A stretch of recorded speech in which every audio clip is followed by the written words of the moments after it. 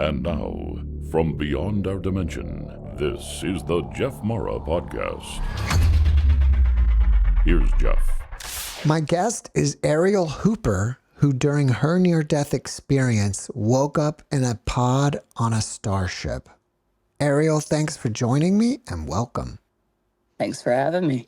Before we get started, I want to let people know that I had Ariel on the other night during my live stream, but I had to take the live stream down. And I'm going to write about it in my Substack newsletter. So if you want to learn more about that, be sure to sign up for it. Ariel, let's start on the day that you died and go from there. Well, I was in hospice. So that in itself was quite a journey to be. I was in my 40s, early 40s, and in in a situation having to say goodbye to my family and everything. And I was dying of adrenal collapse. I had a pituitary tumor, and it created a hemorrhage in my brain, and then it started to collapse my adrenals. And when that happens, and you go into adrenal failure, that's it.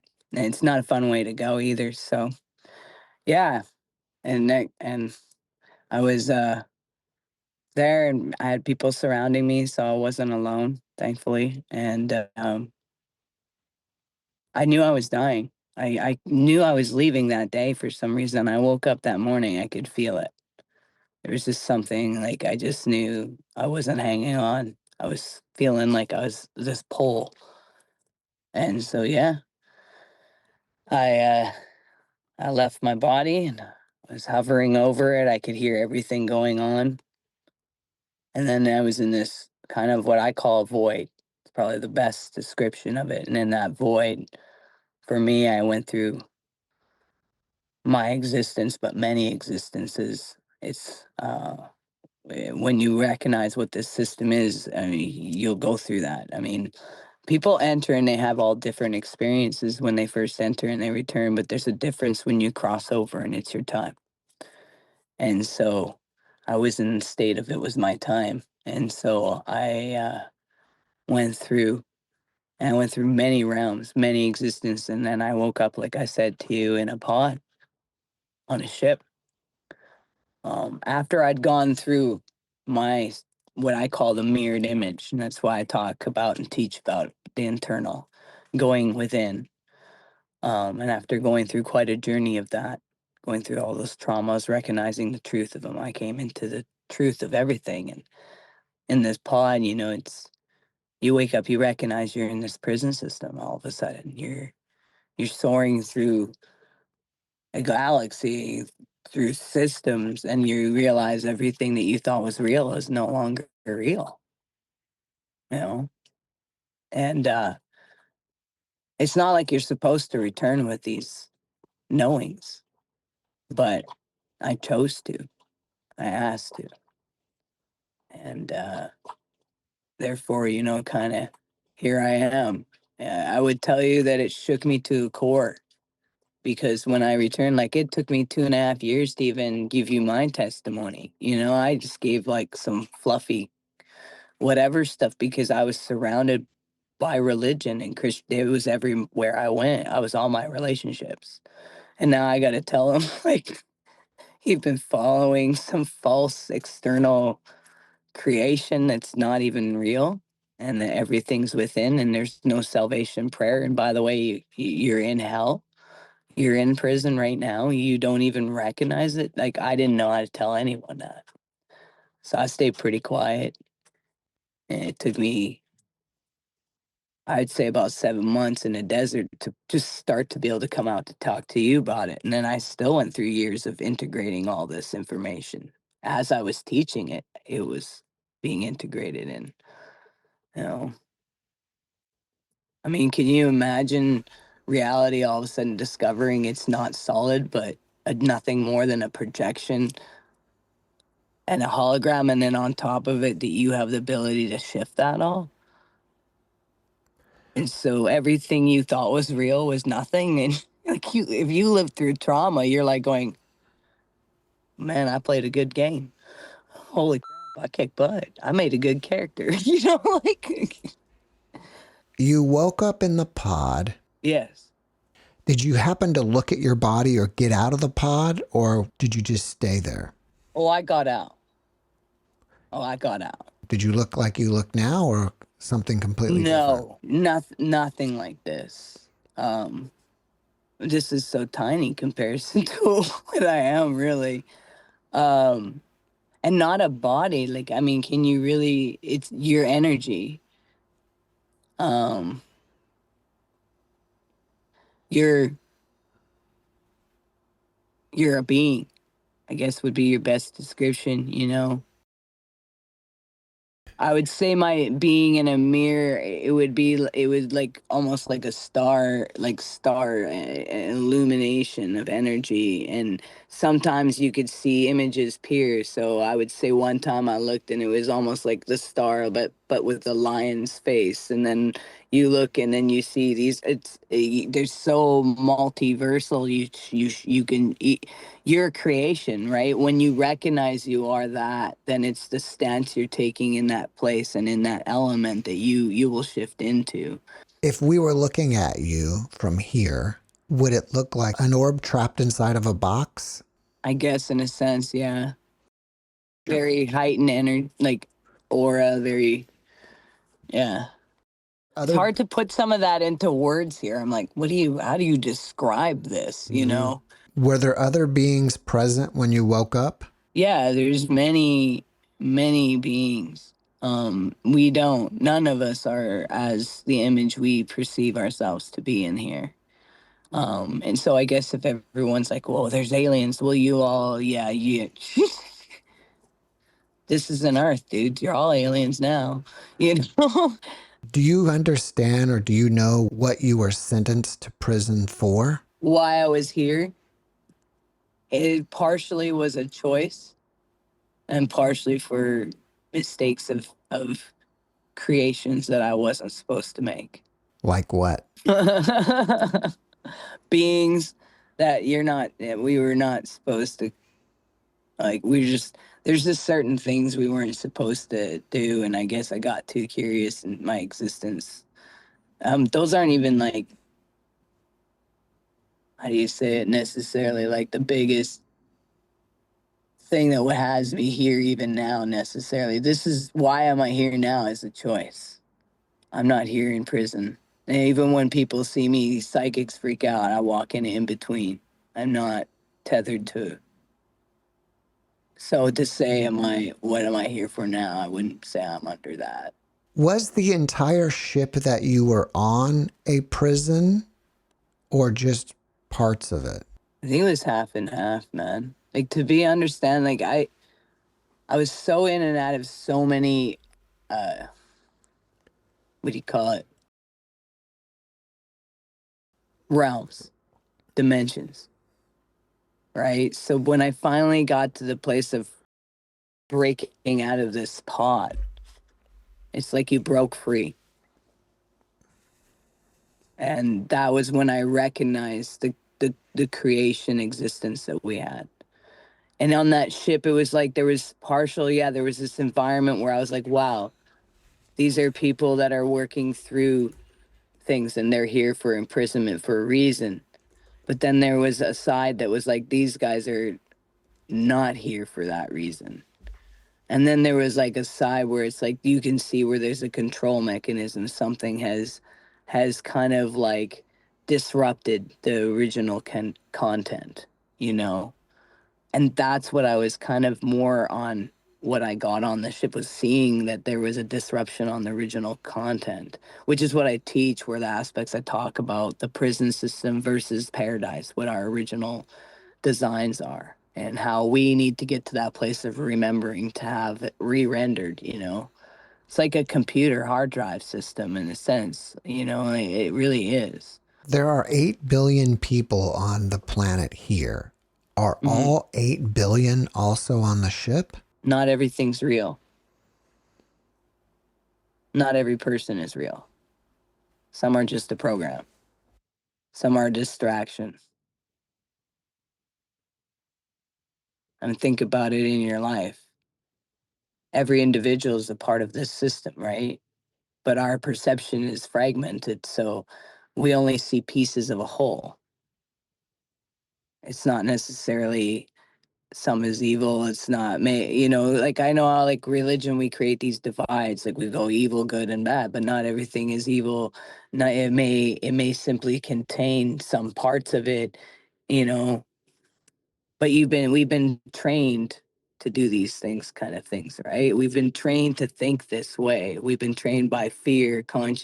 Our consciousness is this cycle of fear's been into us, judgment, reject, all these things, repetition. So it's hard to kind of see out past that when we've been enslaved in this prison system. It's hard to believe that there could be something different.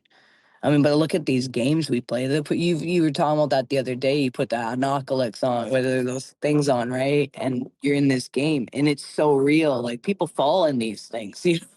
Like they were so real, and you take it off, and then woof, you're here. But it's like when you're in that moment, it's very real to you. You have a hard time separating yourself from it.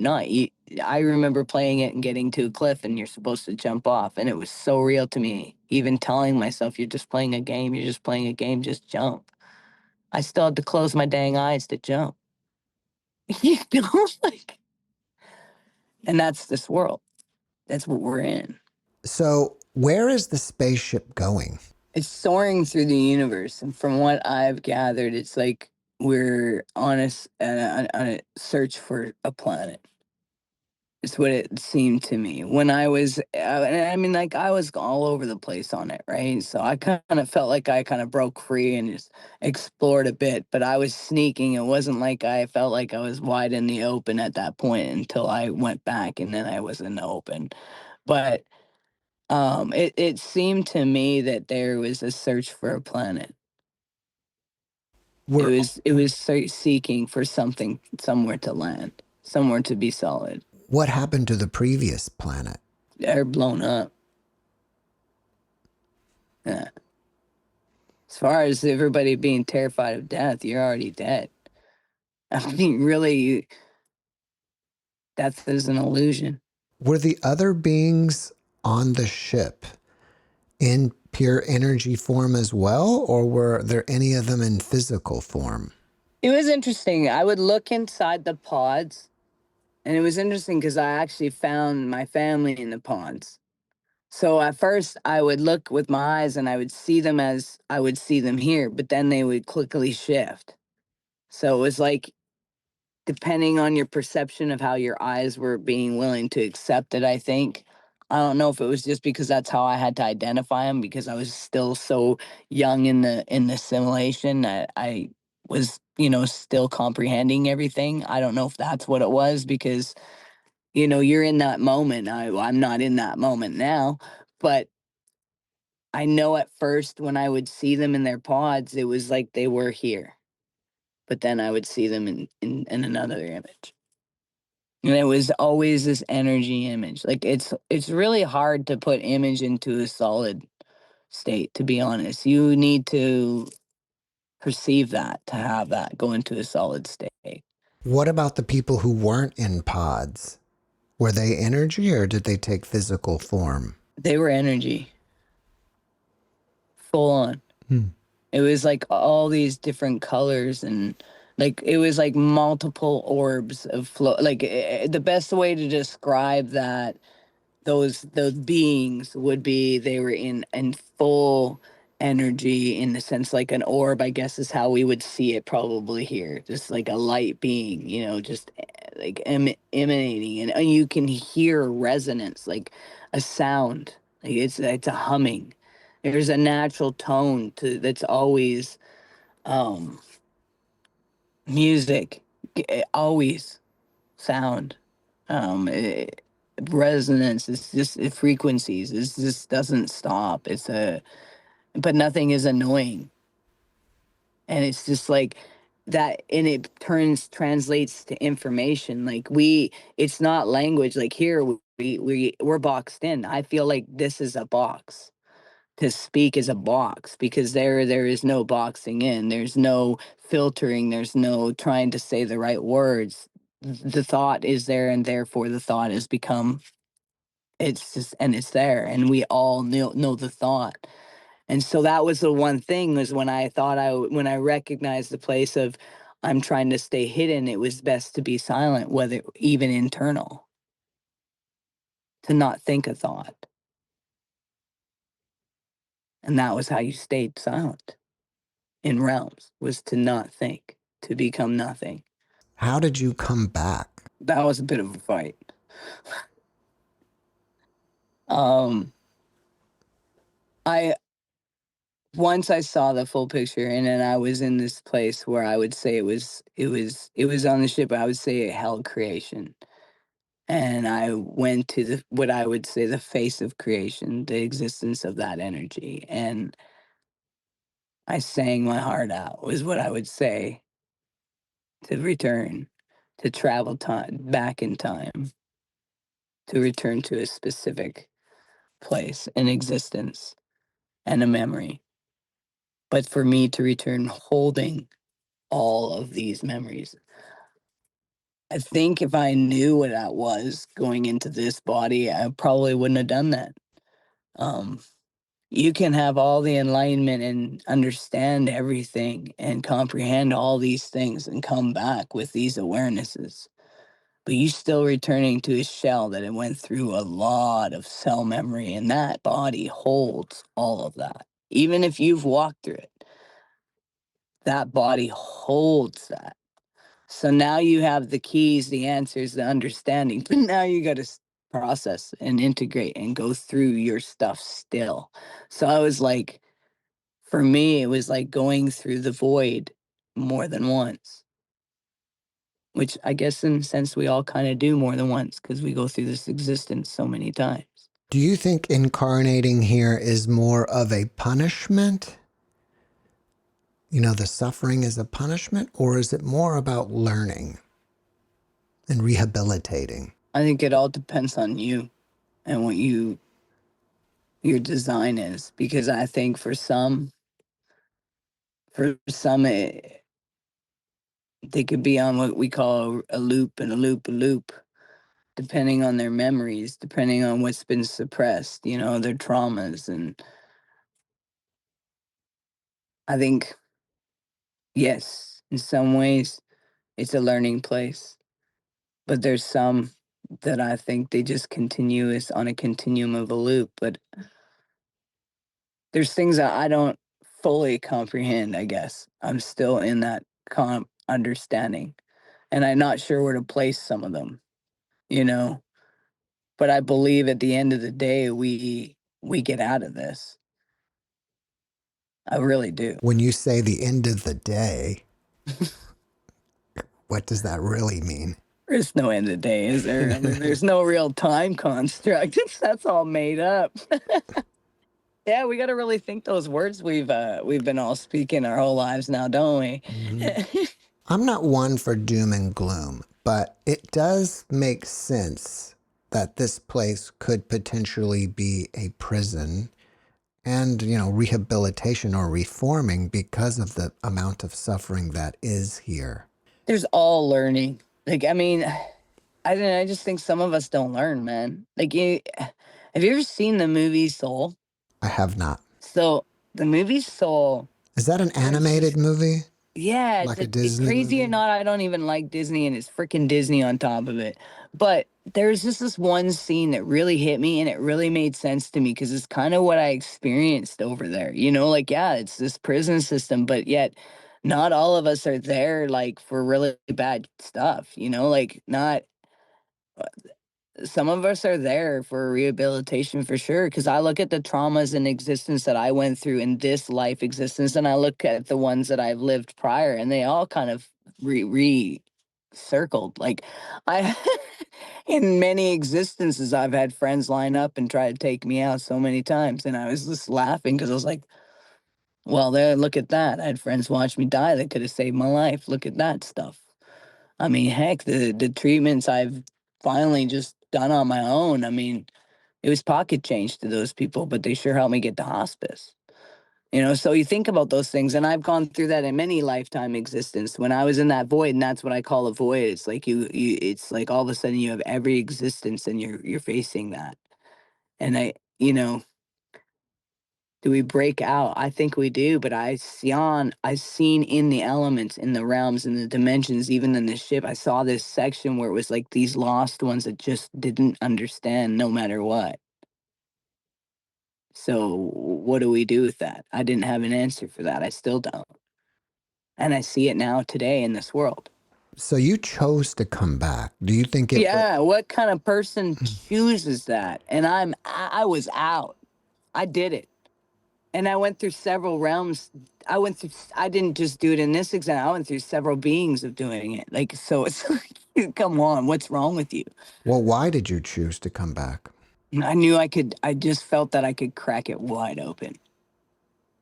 I could really wake up the ones that are supposed to be already awake and like not supposed to be continuing this loop. I just knew. I don't know. And I didn't care. I knew that it meant a really simple existence. There are more and more guests popping up, teaching or talking about how to exit the reincarnation cycle, exit the simulation. With all these people popping up, do you think something big is going to happen soon? I wouldn't say big. I wouldn't say think is actually more what I would say. uh yeah, we're in that timeline. Everything's a timeline. It's like a clock. Everything's structured. It's a program. Think about your computer. You put in this stuff and then it does it, right? But if you don't put it in right, it won't work. And it does it at timing, right? Um, yeah, that's why I came back, because I knew my time. I knew I wouldn't get caught up in the loop. I knew I could keep out of it. It was hard not getting caught up in the loop. It's hard. It takes a lot of dedication, a lot of hard work. You really have to go internal. You can't go in with the ego of I came back with everything at all. You got to go hardcore. You got to walk away from it all, and you got to be willing to look like the fool to do it. But you got to remember that time is so minimal because you're cracking a timeline, and it almost becomes fun because it's a game. I can Do break open out of the pod. I know the pod. I know it exists. So it's like that. Have you seen that movie Loop, or the what's it called? Where that one with oh man, I so bad with movies. But one of the main characters, he time travels between dimensions, and he held on to something between the two to hold his memory to keep him coming back. But it's like that, you know. you think the simulation's going to end soon? I believe that this simulation is going to shift. Simulation isn't a holographic matrix that's holding you. Is it gonna just be done? You are the matrix. Is it going to be done as in the prison? Yes. I believe the prison is going to be completely shattered wide open. And it will not be the structure that it is today anymore. Are you saying that there will not be a prison anymore? Everybody will be released? I'm not saying everything will be released. Many near-death experiencers are told that they need to come back or they have to come back. Why do you think they're being told to come back? I think for some, like if I look back at, because I've had these experiences more than once, because I told you that before. I've died and come back more than once, and the other times I was told it wasn't my time. It was time to go back. And here's the thing. This is what I think. I think it's because you weren't ready to accept the reality of what was really the truth of the fullness of it all the way. You weren't totally done doing what you need to do here. And so it's a timing thing. It's whether you broke through or not. Because that's what I look at it as. If I think about it, it's like I bursted through something. I chose to do something that was different than even anything we're taught. Like we're always taught, go to the light. And make sure you go to the light. Make sure you have this, make sure that. And I went, no. I didn't move. I didn't go towards the light whatsoever. I did the opposite of the things that we were taught, but something within me clicked to say to do that. So I think there's a difference because, yeah, all the other times, why did I just get told, hey, it wasn't your time? And I had these experiences and, and I still saw a lot of this kind of stuff, but nothing like this. So again, it's a theory. Why do you think so many near-death experiencers have such an amazing time on the other side, and they experience more love than they could ever possibly imagine, and they don't want to return, but they have Because you're to? not in prison anymore. There's no more control. There's no fear. There's no rules. There's no invisible manipulation. There's just pure love. There's pure creation. There's no weakness. There's no loss of identity. There's none layers of ego to be through. There's just yeah, it's freedom. Think about it. If you're locked in a prison and all of a sudden you're out of it, you really want to come back to prison? I guess my point is, you woke up in a pod where they're waking up somewhere else, and it's amazing. Why? Yeah. Why the two different experiences? I don't know, because I've had both experiences. Because the other experiences, I had this whole experience of creation and all this beautiful, like, song dance, and then that time. And I think what it was is it was my time. I think we have a time clock. I think it's like a sentence, and you wake up from that sentence and you get the truth. That's my theory. It's the only thing I can think of because I know it was my time. I know that I had to convince the full consciousness that I could return, that I needed to return, and I wanted to return. And it meant returning back time because for me, I was gone years. Like, if you want to put it into a construct of time, I was gone for years. It wasn't just a bit of time. Years. I mean, like I said, I lived many dimension experiences before I bursted out of that pod.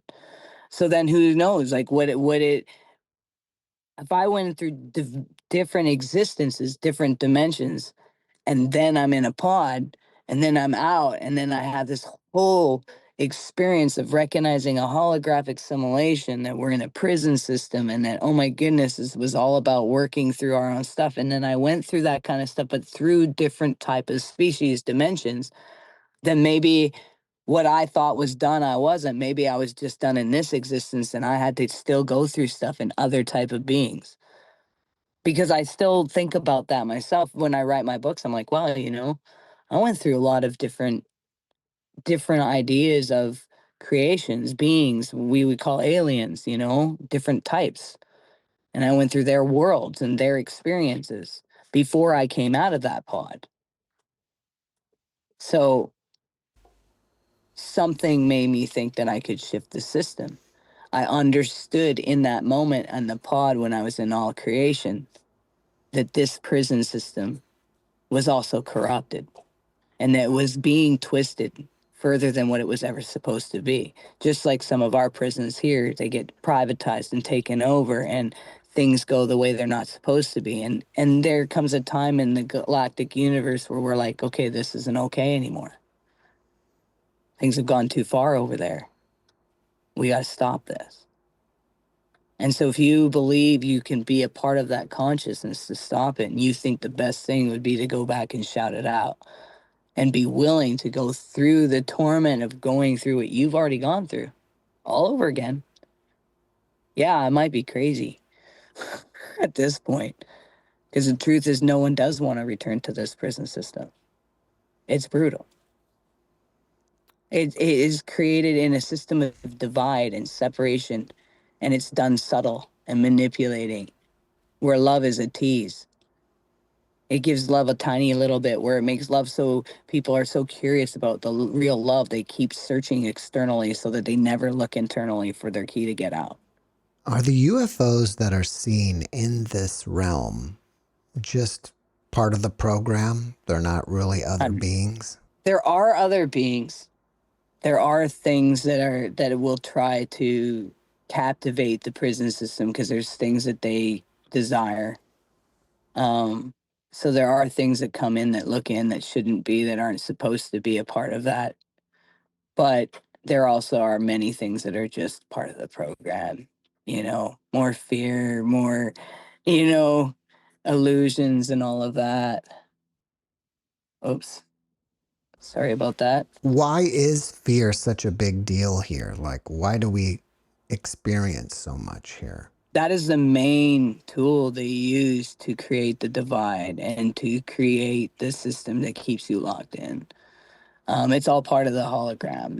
That's the main suppressor. They want to use fear, trauma, and it's very selected. And if you look at things, it's like a loop. You got the birth, the death, the societal cycles. Consciousness reinforcing these illusions and limitations being handed to us. Like, so you're taught limitations. So then the fear is greater than what your limitations are, and now you don't know what to do. So then it creates these lock yourself away, separate from this, all those things. It's the main key to keep it going. Do you have any advice for people to be able to break out of the reincarnation cycle? How do we break out of this system?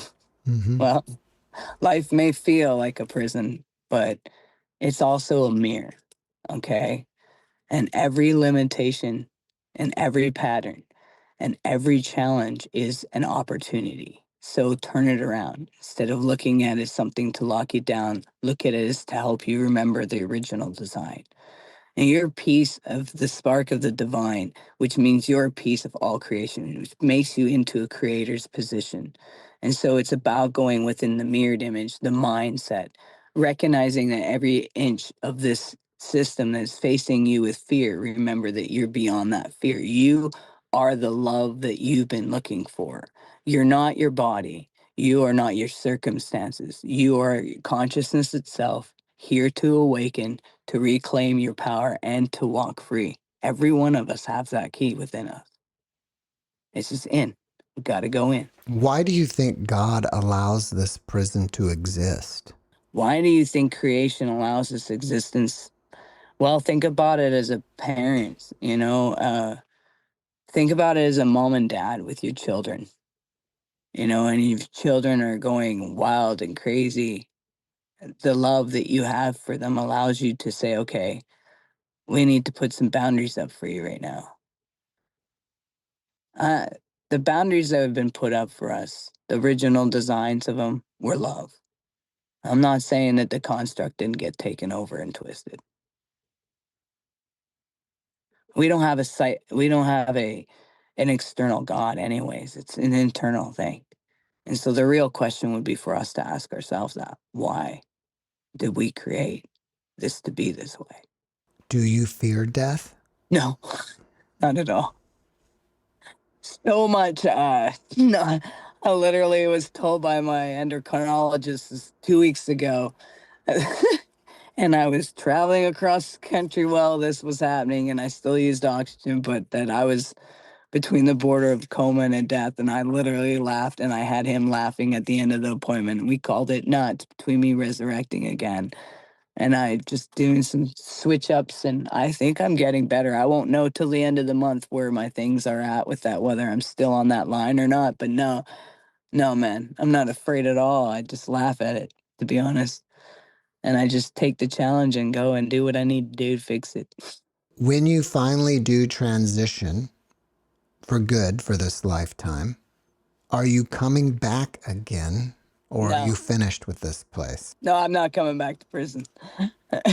Well, you've written 3 books about your experience, right? That's correct. Can you tell us about them?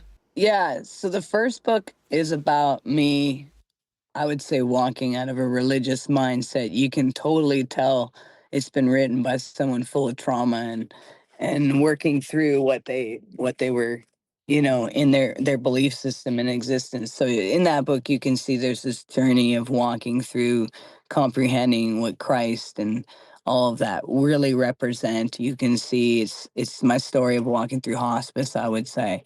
And you get a little bit of the experience of the NDE.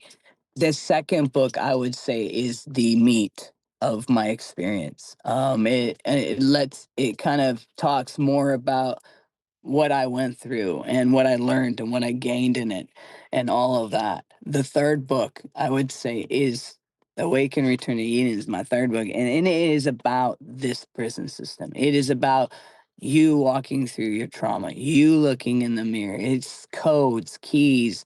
It's like kind of like an exercise in its sense. It's a story as well, right? So, but it gives you context. I put philosophy in there. I put science in there. I put religion in there. I break apart. It gives you the ability to debunk from all these things we were programmed with. It's kind of like the manual on how to unprogram from the BS we were taught, but it's yours. You can create your story with it too. That's the thing, right? It's more like a tool. And it's here's some tools. Here's what the processes that I went through. Here's how I figured this out. Here's what backs it all up. Here's the philosophers that back it up. Here's all the science that backs it up. Here's all the mathematical equations. I even break down like how war happens every 80 years, how plague happens every 20 years, and different blood types and how that functions, DNA.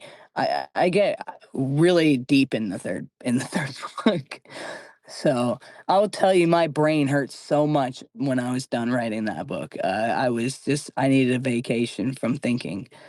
So, but I didn't take one. I just kept teaching. So. Does each book have a separate title, or is it like part one, part two, part three? Yeah, no, there's Awaken Originals, Return to the Ancient Ones, or Return to the Original Design is the first one. I always forget the name of that. I really should have never named it such a long thing. And then the second one is Awaken, The Lion Escapes the Matrix. The third one is Awaken, Return to Eden. Where can people go to find out more about them? They're on Amazon and Kindle. So I've told people, like, I've done Google searches, just Awaken, and then typed in Ariel Hooper, and it shows up. There's a box set and everything available. And if you read the book, please do a review. That would be great. Do write up on there. It helps get things pushed out a little more. If you had a friend that was suffering or grieving over the loss of a loved one, what type of advice would you give? So first of all, here's what I tell everyone. In this human body, in this existence, our emotions are real, and the feeling of loss is real as well. So don't, even if you understand, even, for me, I don't have any separation with the other side. So I see those people. So if you're one of those people and you can't behave at a funeral, just don't go. Make an excuse to not go, because you kind of need to still understand where people are at. There's these emotions we have, and there is these cell memories we have, and we have that feeling that feels real. Whether a solid is solid or not, we still have the experience that says to us, this is here for us. So I understand it, and I'm kind to all of my friends and family when they're there going through it. But I also offer them, my friends that are close to me. I don't offer this to the world because my phone would never. But my friends that are close to me, I did this for my doctor who passed away for his wife. So I see them and I'll give a message. And that's what I do. I just give a communication for them. Did this ability to see people on the other side come from your NDE? I think it heightened what I have always had, but I was terrified of it growing up. Because I feel like the abilities and gifts I've always have had, but I think some I just pushed so far down because I was terrified or didn't know what to do with them as a child. That I feel like what happened was they just went boom. Did you get any other abilities? Yeah, lots. I hear animals. I definitely screw up electronics. I think my grocery store tell people laugh and enjoy me coming into the grocery stores because I will.